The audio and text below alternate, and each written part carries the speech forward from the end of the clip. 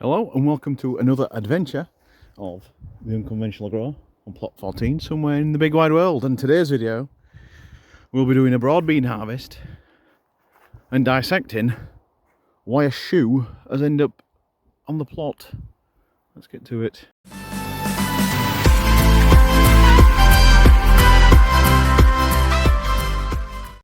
Firstly, I'm up watering, and as I'm just making a merry way round with the red watering can, I'm up at the top section where I make this discovery.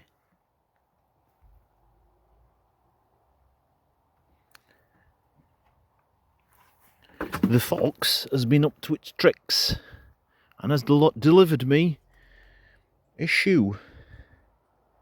Who has lost the shoe? There is a shoe in my plot. I'll park it there for a second. I've been blessed with gifts of all sorts this season, from wire meshing to tubs of all sorts of descriptions, and an onion that I haven't returned. I doubt the pesky fox has dug that up.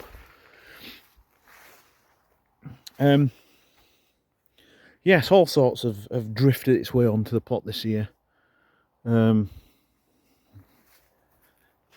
reply. I've just got on with it and dealt with it.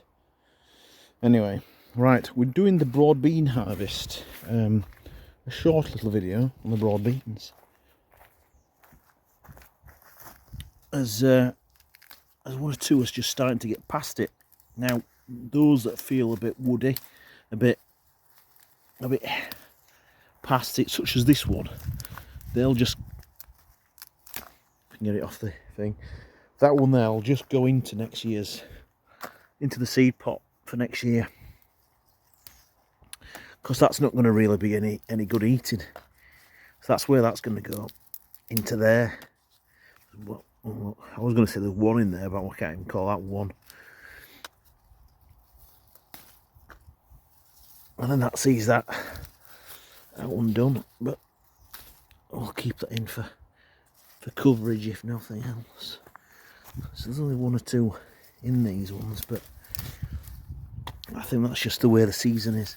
Some of them have been really good. They've got 7 or 8 in a pod. These ones seem like quite fat, but they'll only have 3 or 4 in there. That one's only got 1. Oh, that's going to be seed. That's definitely going to be seed. Is that one? As is that one. I'll pull that one up now, but just working my way down. This one's riddled with flies. Get rid of that.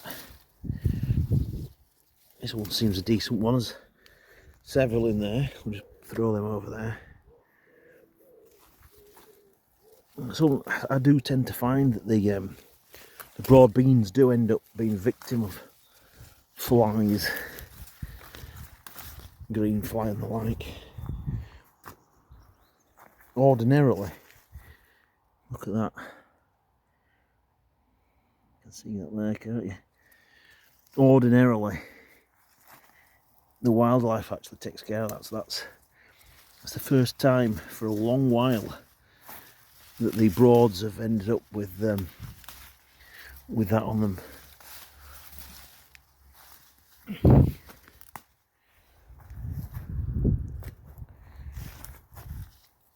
So we've got broads in a couple of locations on the plot. We've got this bit here. There's a couple over the other side. I'll just tread over here and wander around.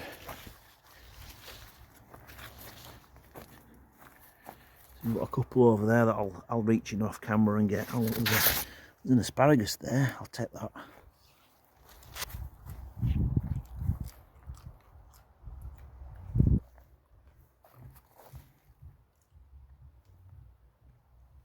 It's a nice little find, that.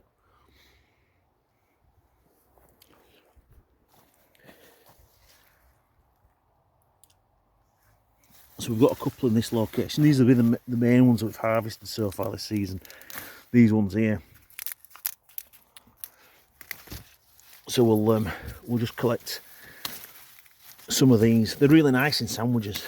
Can't complain with them in sandwiches. And then we've got one or two over here. These were slightly later putting in.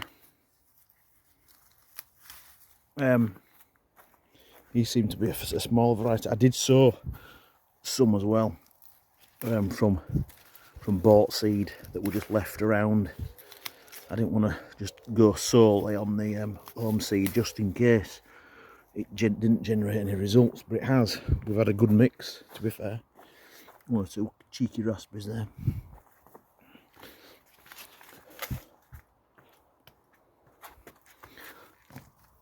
They've overhung the path.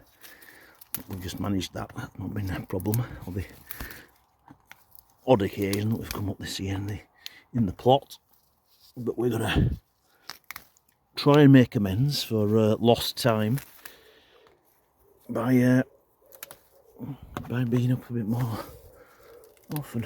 Right, I'm not going to bore you to death with just me picking broad beans.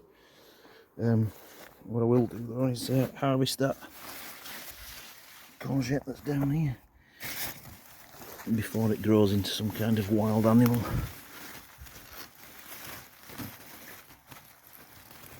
What I will do, there we go. I'll go into a stir fry for me tea tonight. Nice one. Right, raw bean and courgette stir fry is the order. Right, there we go. That'll do for now.